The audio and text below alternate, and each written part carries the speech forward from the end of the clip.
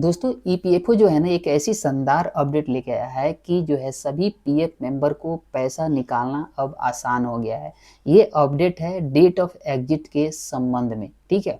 अब मैं बता देता हूँ कि इससे पैसा निकालना कैसे आसान हो गया है। तो देखिए पहले जो था ना, जब आप कोई ऑर्गेनाइजेशन कंपनी आप छोड़ देते थे तो कंपनी डेट ऑफ एग्जिट यानी रिजाइनेशन डेट 2-2 3-3 महीना तक नहीं दिखाती थी।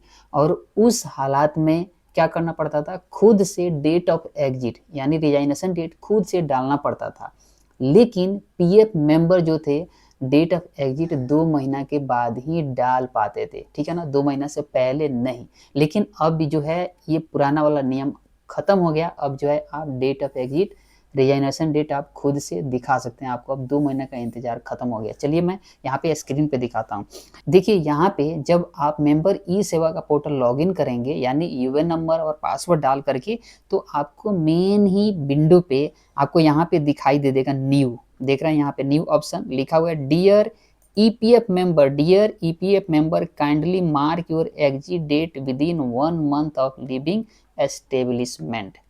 यानी यहाँ पे न्यू करके नया अपडेट करके दे दिया है कि सभी पीएफ मेंबर से ये रिक्वेस्ट किया जाता है कि अगर वो ऑर्गेनाइजेशन छोड़ दिए हैं, काम छोड़ दिए हैं, कंपनी में नहीं कर रहे हैं, तो 1 महीना के अंदर ही अपना जो है डेट ऑफ एग्जिट डाल लें, रिजाइनेशन डेट खुद से डाल लें अगर कंपनी नहीं डालती है तो।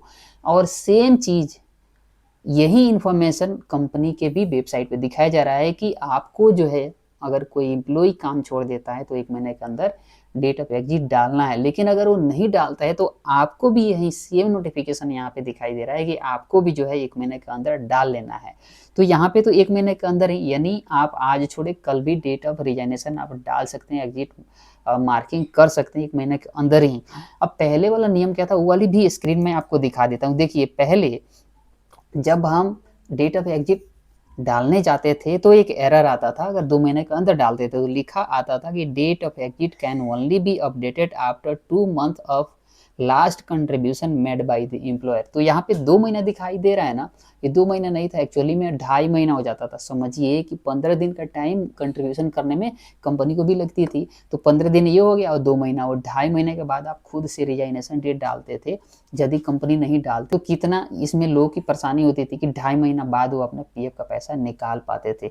लेकिन अब जो है अगर आप 1 ही महीने के अंदर डाल देते हैं तो 2 चीज़ हो गया, एक तो आप जो है पीएफ का पैसा आसानी से ट्रांसफ़र कर लेंगे नए अकाउंट में जहाँ गए हैं, या फिर काम नहीं कर रहे हैं तो आप पीएफ विड्रॉल के लिए आप फॉर्म भर सकते हैं, ठीक है। तो यानी 2 महीने जैसे ही पूरा होगा वैसे ही आप पूरा का पूरा पीएफ का विड्रॉल के लिए आप पैसा भर सकते हैं। तो ये आसान हो गया, नहीं तो पहले तो 2 महीना में एग्जिट डेट दिखाओ, फिर टाइम लगता था पैसा निकालने में। तो ये अब परेशानी ख़त्म हो गई है। और जब डेट ऑफ एग्जिट डाल देंगे तो आपको एक अच्छा खासा, जब एडवांस में निकालेंगे तो वो भी अमाउंट आपका निकल जाएगा, क्योंकि डेट ऑफ एग्जिट जब तक डालेंगे नहीं तब तक ज़्यादा अमाउंट एडवांस का निकलेगा नहीं।